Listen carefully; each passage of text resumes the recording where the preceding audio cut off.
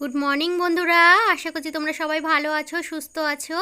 জিতেন্দ্র মম ব্লগসে তোমাদের সবাইকে স্বাগত জানাচ্ছি। সকালবেলার বাসি কাজ সেরে, সমস্ত রান্নাবান্না সেরে আর এখন এসছি এই যে ঘরটা একটু পরিষ্কার করতে। যদিও এইসব কাজ তো রোজ হয় না, তো এইসব কাজের জন্য একদিন হচ্ছে সময় বের করে করতে হয়। তো আজকের হচ্ছে কি যে সেই রকম বেশি কিছু রান্নাবান্না ছিল না, আর গোপালের জন্য সেই রকম কিছু রান্না করিনি। ওই আমাদের যে নিরামিষ তরকারি হয়েছে, টিফিন নিয়ে গেছে যে রুটির সাথে নিরামিষ তরকারি, তো ওই তরকারি আর ওর জন্য একটা মাছ ভেজেছি, সেটাই ওকে খাইয়ে দেব। আর আমাদের ডাল হয়েছে, আগের দিন রবিবার ছিল, তার মাংস ছিল, তো ওই সব দিয়েই আমরা আজকের দিনটা চালিয়ে নেব। তাই ভাবলাম আজকের বেশি রান্না নেই, তাহলে ঘরদোরগুলো একটু পরিষ্কার করে নিই। আর বাবু যেহেতু ছোটো না, আমি রোজ দিন এইসব কাজ করে পারিও না। তা পাখাটা না একটুখানি ময়লা হয়েছিল, খুব একটা বেশি ময়লা হয়নি, যদিও হালকা একটু ব্লেডের গায়ে ময়লা ধরেছিল। তো আমার বর এমন ভাব দেখাচ্ছিল আগের দিন রাত্রিরে যে এত গরম ফেলেছে, মনে হয় এই পাখাটা আমি পরিষ্কার করিনি বলে যেন যত গরম মনে হয় পাখাটার জন্যই গায়ে লাগছে। তো মনে হয় পারলে আমাকে ওই রাত্রিবেলায় উঠেই বলে যে তুমি পাখাটা এখনই পরিষ্কার করো। তা যাই হোক, সেই রাত্রিবেলার পাখাটা পরিষ্কার করিনি, তা আজকের ওই সব রান্না কম করে পাখাটাকেই আগে পরিষ্কার করে দিলাম জানো। তো নিজেও পারলে কিন্তু একটু করতে পারে, কিন্তু তাও করবে না, ঘরে থাকলেও করবে না। আমরা যেহেতু ঘরের বউ, তো আমাদেরকেই করতে হবে।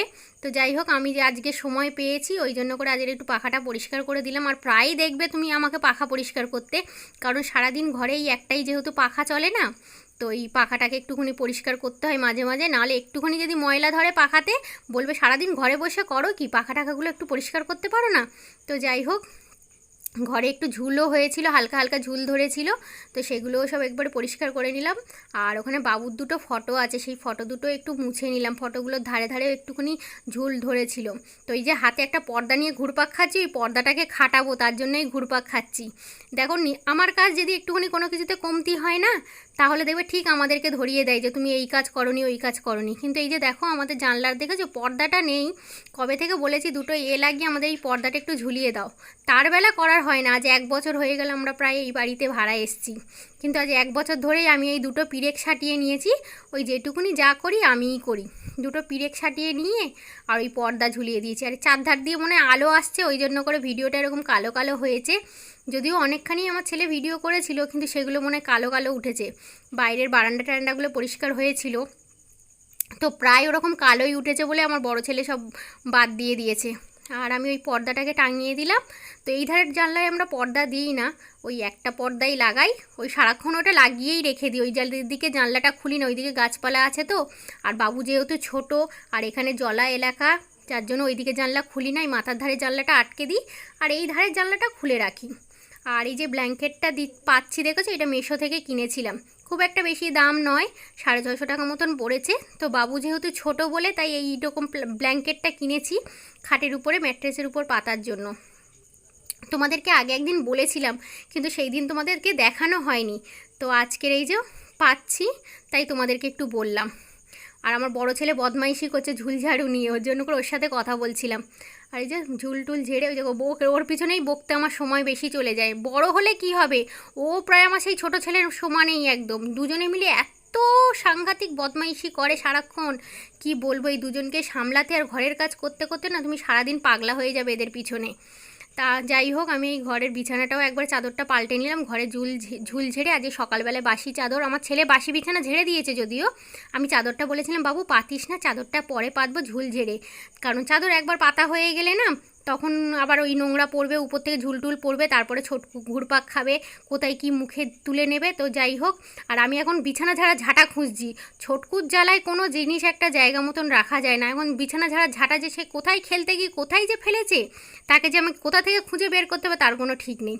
তো যাই হোক, খাটের তলার পড়েছিল, খুঁজে ঠিক টেনে বের করে এনেছি, এনে আবার ঝুলটুল এই বিছানাটা একটু ঝেড়ে নিলাম। বিছানায় না একটু ঝাঁটা দিলে না ঠিক বিছানার চাদরটা সোজা মতন পাতা আমার মনে হয় না, কিন্তু ছোটকুর জ্বালায় কী করবো বলো, কোনো সময় আমি বিছানার ঝাঁটা খুঁজে পাই না। যখন পাই তখন একটু বিছানাটা ঝেড়ে দিই, আবার যখন না পাই তখন এমনিই ছেড়ে দিই। একটা কাপড় দিয়ে টেনে দিয়ে, দেখো দেখছো বাইরে ঝুল ঝাড়বো বলে এসছি, আর এখানে আনলাতে না জামা কাপড়গুলো সব রেখে দিয়ে আনলাটা একটু ঢেকে দিলাম, কারণ হচ্ছে ঝুল ঝাড়লে না ওই আনলাটা কী হবে বলো তো, সব জামা কাপড়গুলোতে ঝুলগুলো পড়বে। তো ঢেকে দিব, পরে ওই কাপড়টা একটু ঝেড়ে ফেলে দিলে ব্যাস ঝুলগুলো পড়ে যাবে, হয়ে যাবে। তো যাই হোক, বারান্দাটা একটু ঝেড়ে নিচ্ছি। আর না আলোর জন্য কীরকম ডিস্টার্ব করছে দেখেছো, ভিডিওটা কেমন কালো কালো উঠছে, কিন্তু কি করব বলো, আমার ছেলে অত বুঝে পারে না। আর আমাদের ওই স্ট্যান্ড তোমরা তো জানোই যে স্ট্যান্ডটাও খারাপ আর মোবাইলের কাঁচটাও ভাঙা। তা যাই হোক, ওই মিলিয়ে মিশিয়ে যাই হোক করে একটুখানি ভিডিও করেছে।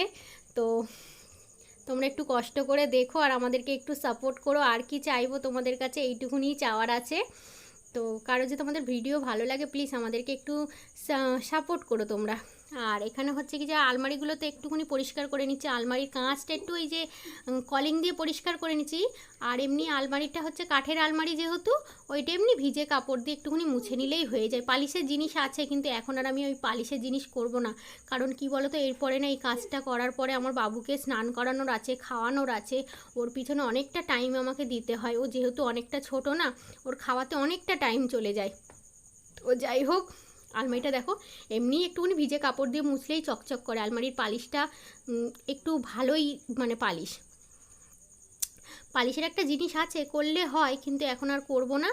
আর এইদিকেও আর একটা কাঠের আলমারি আছে বড়, ওটাও আমার হচ্ছে কি যে একটুখানি ওই কাঁচ দিয়ে পরিষ্কার, ওইদিকে জানলা দিয়ে মনে আলো আসছে। আমার বড় ছেলে বলছিল মা ওইদিকেটা কিন্তু কালো হবে।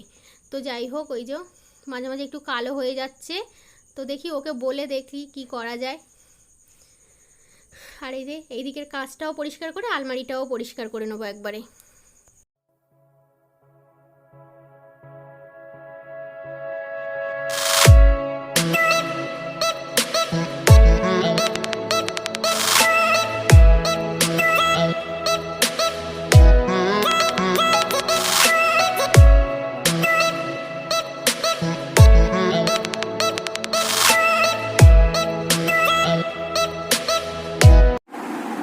এই দেখো গোপাল ঘুমাচ্ছে। আজকে সকাল দিয়ে তো গোপালকে দেখানো হয়নি, আমি ঘরের কাজ করতে করতে গোপালকে আর দেখানোই হয় যে আজকে গোপাল কি দুষ্টুমি করেছে।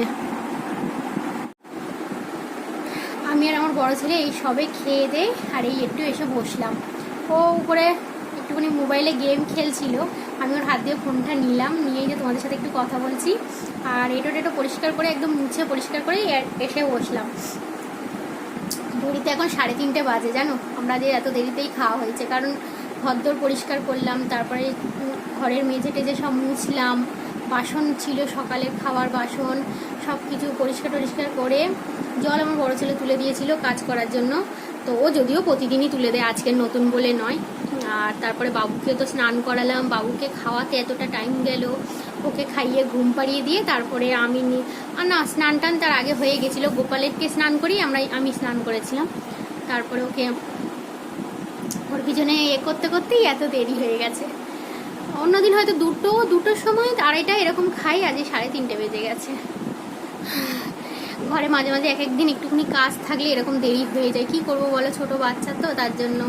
আর যাদের ঘরে দেখবে একাই সব কিছু করতে হয় তাদের তো এরকম দেরি হবেই।